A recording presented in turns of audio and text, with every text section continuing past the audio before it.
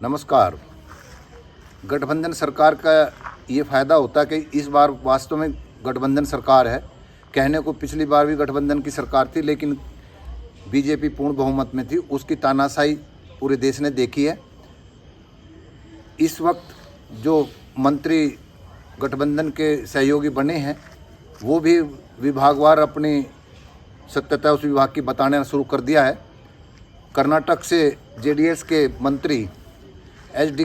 कुमारस्वामी ने, जो भारी उद्योग और इंटरप्राइजेज के मंत्री हैं, उन्होंने कल एक अमेरिका की कंपनी के सत्यता बताई है जो गुजरात में कार्यरत है कि भारत सरकार उनको जो यहाँ इस्टेब्लिशमेंट में जो खर्चा दे रही है 5,000 लोगों को रोज़गार मिलेगा और एक व्यक्ति पर सब्सिडी 70% देने के बाद 3 करोड़ 20 लाख के करीब एक व्यक्ति की नौकरी पड़ेगी भारत सरकार को। तो इससे अंदाज़ लगा लीजिए कैसे लूट चल रही है। इलेक्ट्रल बॉन्ड का सबको ही मालूम है, लेकिन गांव देहात में अभी नहीं मालूम है। ये तो रही सत्यता एक विभाग की। दूसरी सत्यता तो हमारे युवा इस देश में वैसे ही डॉक्टर्स की कमी है और जो बच्चे मेहनत करते हैं, नीट की तैयारी कर रहे हैं, एनटीए इसी सरकार ने बनाया था बहुत ही फुल प्रूफ, जिससे कि पेपर आउट ना हो।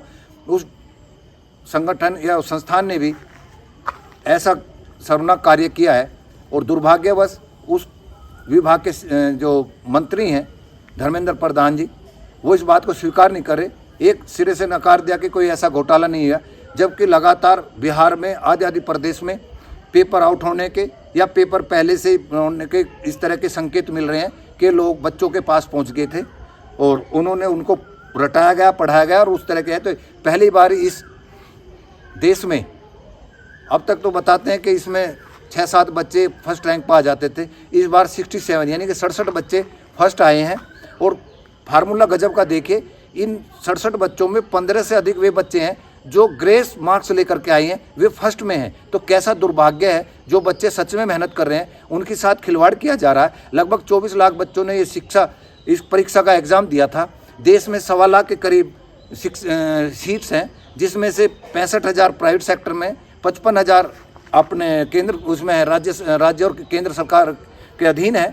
तो दुर्भाग्यवश डॉक्टर्स हमारे देश में बहुत ज़रूरत है और उनको प्राइवेट सेक्टर में कितना महंगा है वो सब जानते हैं। तो तात्पर्य मेरा ये बताने का है कि आज भी ये अभी सत्यता को स्वीकार नहीं कर रहे हैं। मीडिया जैसे इनके हाँ में हाँ मिला रहा था, पहली बार इस देश की सरकार के सामने मीडिया घुटने टेकते हुए मिला। तो ये सब देखते हुए मैं यही कहूँगा कि इस देश का, ये जो अक्सर कह देते हैं लोग कि ईमानदार वही है जिसको जिम्मेदारी नहीं मिली, लेकिन हम इस सरकार की इसलिए आलोचना करते हैं। ये एक तो कहते हैं कि हम हिंदू धर्मी विश्व कुटुंब के विचारधारक हैं, एक ये कहते हैं सबका साथ सबका विकास हम और सबका विश्वास हम लेकर चलते हैं। तो एक भी दर्शन इन्होंने नहीं दिया। ये विश्व कुटुंब की बात छोड़ दो कि अपने ही देश के अन्य आस्था वालों को किस तरह से लज्जित करते हैं, या सरकार के विरुद्ध जो इनकी आलोचना कर देता उसको किस तरह से ये धर्मद्रोही देशद्रोही बताते हैं। तात्पर्य ये कि पिछली सरकारों के कारनामों को जब इनकी विफलता पता चलती है तो उनसे तुलना करने लगते हैं। तो हमने या इस देश की जनता ने उनको तुलना करने की जरूरत नहीं थी। वो जरूरत ये थी कि उनको बदला था देश की जनता ने। और इस बार अंडर करंट में ये चुनाव भी विपक्ष नहीं लड़ रहा था, जनता लड़ रही थी।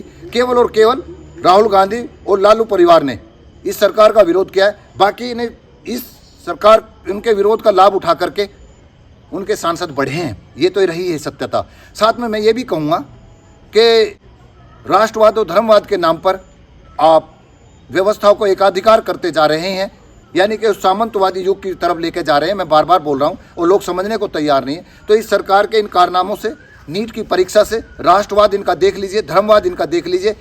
अगर इसमें भी देखा जाए तो जो बच्चे जा रहे हैं मुश्किल से मुस्लिम वर्ग के, जिनके खिलाफ ये लगातार सोचते हैं कि इसको नेस्तनाबूद कर दें, इस धर्म अनुयायी लोगों को, तो वो तो संभव नहीं है। लेकिन इसमें पार्टिसिपेट अगर 24 लाख में मुश्किल से 2 लाख बच्चे मुस्लिम होंगे। आपने 22 लाख बच्चों के भविष्य के साथ जो खिलवाड़ की है वो आपके ही आस्था वाले हैं। तो ना तो आप राष्ट्रवादी हैं, ना आप धर्मवादी हैं। ये सत्य सिद्ध हो रहा है। नमस्कार।